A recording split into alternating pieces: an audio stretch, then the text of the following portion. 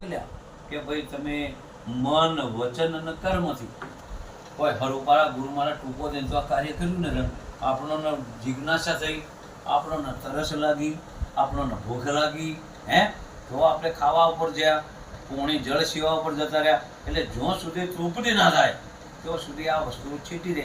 અને આ કાર્ય કર્યા પછી અડગ હોવો જોઈએ, ડગ ના રહેવો જોઈએ.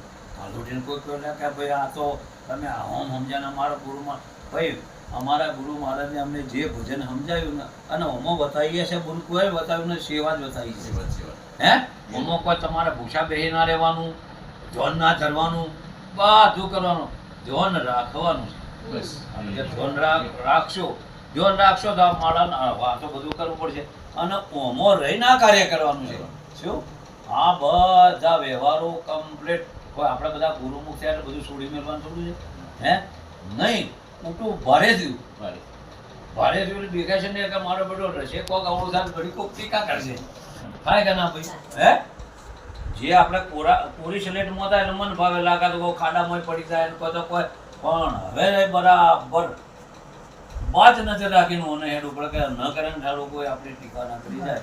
એટલે ગુરુ મહારાજને મન વચન અને કર્મ પહેલા વહેલા આપણે જેના